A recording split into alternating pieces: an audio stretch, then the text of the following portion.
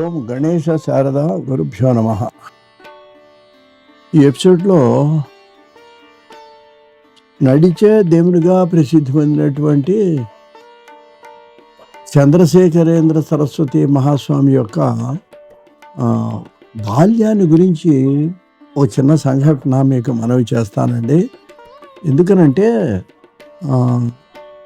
లోకంలో మనకు సామెత ఉందండి, పువ్వు పుట్టగానే పరిమళిస్తుంది అంటుంటారండి. అంటే చిన్నప్పుడే బాల్యంలోనే విషయాలు పిల్లవాడిగా ఉన్నప్పుడే పెద్దవాళ్ళు ఎలా ఉంటారనేది మనకు తెలుస్తుంటుందండి. అలాంటి సంఘటన స్వామి వారి యొక్క జీవితంలో జరిగింది.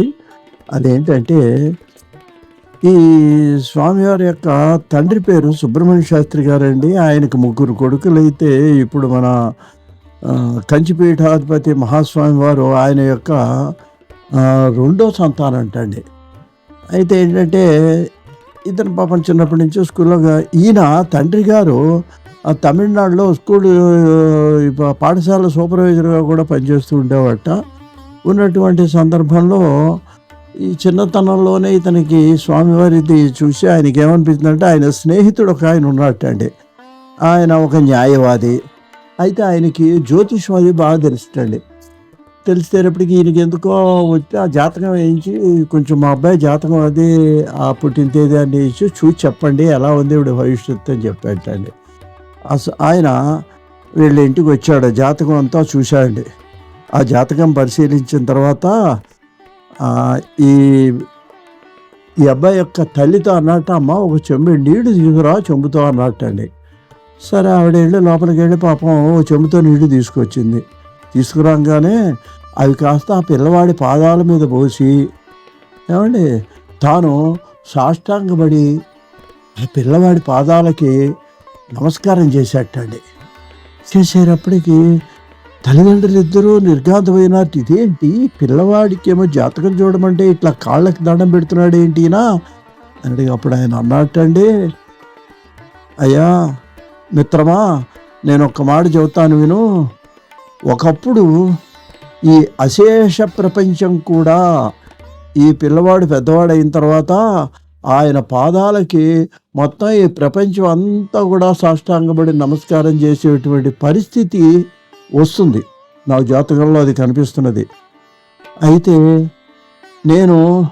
అప్పటికి నేను బతుకుంటాను కదా, అందుకని ఆయన పాదాలకి నేను ఇప్పుడే నమస్కారం చేస్తున్నాను అని చెప్పి జాతకం చూసినటువంటి ఆ న్యాయవాది చెప్పాటండి. అందువల్ల ఏంటన్నమాట అండి, అది అంత గొప్ప జాతకం. నిజంగా పాపం అది యథార్థం అలాగే జరిగిందండి. అది తర్వాత ఇంకో సంఘటన కూడా మీకు మనవి చేస్తాను. ఇదేంటంటే, అసలు పీఠాధిపతులకు ఎలా ఉంటుందంటేనండి, 10-15 ఏళ్ళ వయసులోనే వాళ్ళని ఈ పెద్దలు నిర్ణయించి వాళ్ళ యొక్క ఉపనయనం అయిన తర్వాత వేదము సంస్కృతం అది నేర్చుకున్న తర్వాత వాళ్ళ యొక్క కుటుంబాన్ని పరిశీలించి వాళ్ళ పిల్లవాడి యొక్క ఆ తెలివితేటలన్నీ పరీక్షించి వాళ్ళకి పీఠాధిపతిగా నిర్ణయిస్తారండి, ఉపనయనం అయిన ఒక 15 ఏళ్ళ వయసులోనే. అయితే వాళ్ళకి మరి మిగిలిన చదువు అంతా ఎలా వస్తుంది? ఆ తర్వాత కొంతకాలం ఒక 10 ఏళ్ల పాటు వాళ్ళని మఠంలోనే ఉంచి పీఠాధిపతిగా ప్రకటించిన తర్వాత కూడా వీళ్ళకి కావాల్సినటువంటి అన్నీ కూడా నేర్పుతారండి. మహా ఉద్దండ పండితులు వచ్చి వ్యాకరణం, తర్కం, మీమాంస మొదలైనవన్నీ పక్కన ఒక మనిషిని పెట్టుకొని, గురువు గారు కదా మరి ఈయనకి నేర్పకూడదు కాబట్టి అలా పక్కన కూర్చొని ఆయనకి గురుస్థానంలో ఉండి పండితులందరూ నేర్పుతారండి. ఇది ఒక సాంప్రదాయం.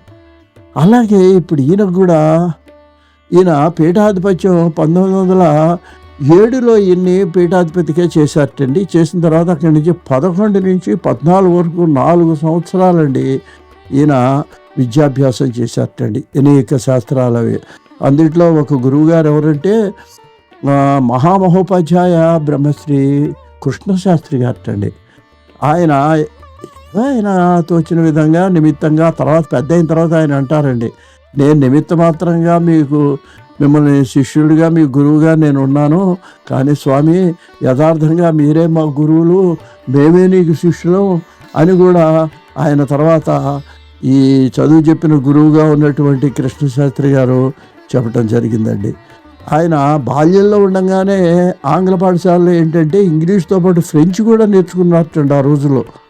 మరాఠీ చదివారటండి. తమిళ వ్యాకరణం నేర్చుకున్నారు.